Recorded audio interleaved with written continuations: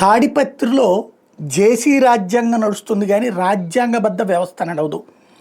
ఆంధ్రప్రదేశ్లో అధికార పక్షపు రాజ్యాంగం నడుస్తుంది తప్పించి ప్రజాస్వామ్యబద్ధమైనటువంటి లేదా న్యాయస్థానాల యొక్క ఆదేశాలు కూడా అమలు కావు. అది ఇప్పుడు సజీవ సాక్ష్యం తాడిపత్రిలో జరిగింది. జేసీ ప్రభాకర్ రెడ్డి రాజ్యాంగం ప్రకారం తాడిపత్రిలోకి పెద్దారెడ్డి రాకూడదు, వస్తే ఊరుకోరు, ఏమైనా చేస్తారు. ఆ వైసీపీ నాయకుల పెద్దారెడ్డి మాట వినేవాళ్ళు కానీ పెద్దారెడ్డి వెనకాల ఎవరు కనబడితే వాళ్ళని కొడతారు, వాళ్ళ ఆస్తులు ధ్వంసం చేస్తారు, సర్వనాశనం చేస్తారు.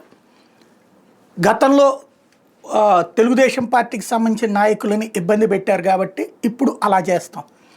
అది తప్పనినే కదా ప్రజలు ఈయనకి ఓటేసింది. ఇప్పుడు ఈయన అదే చేస్తే తప్పు కాకుండా పోతుందా?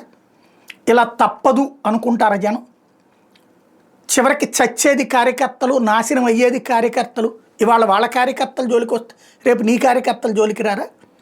ఇదేమీ లేదు.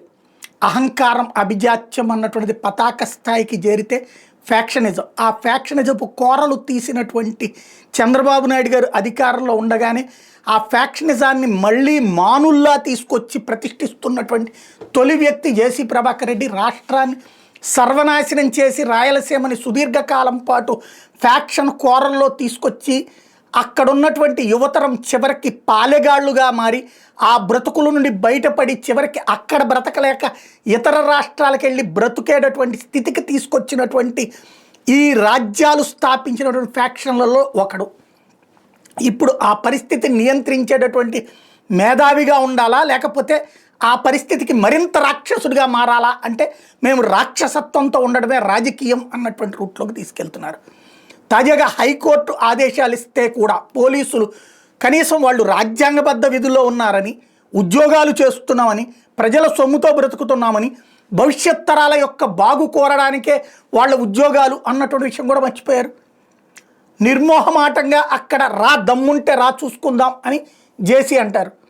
ఆ దమ్ము కోర్టు ఇస్తే ఆ కోర్టు ఆదేశాలు అమలు కాకుండా ఉదయం 11 గంటల లోపలికి పెద్దారెడ్డి వాళ్ళ ఇంట్లో ఉండాలి, 50-60 మంది దాకా ఉండొచ్చు, అంతకు మించి ఎక్కువ ఉండకూడదు, హడావిడి చేయకూడదని కోర్టు ఇచ్చిన ఆదేశాలు అమలు కానియకుండా నడి రోడ్డు మీద నారాయణరెడ్డిపల్లి దగ్గర ఆపేశారు.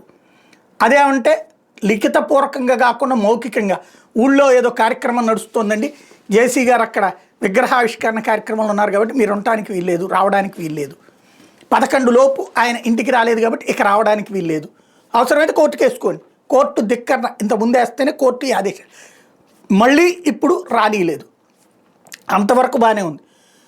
ఇక్కడ అన్కాన్స్టిట్యూషనల్ ఎక్కడంటే మళ్ళీ ఓ పక్కన జేసీ ప్రభాకర్ రెడ్డి దమ్ముంటే రా, లోపలికి రారా చూసుకుందాం, ఇది వ్యవస్థ. ఇదే జగన్ టైంలో జరిగితే ఊరుకున్నారా? రచ్చ చేసినటువంటి మీడియా ఇప్పుడు మాత్రం సైలెంట్.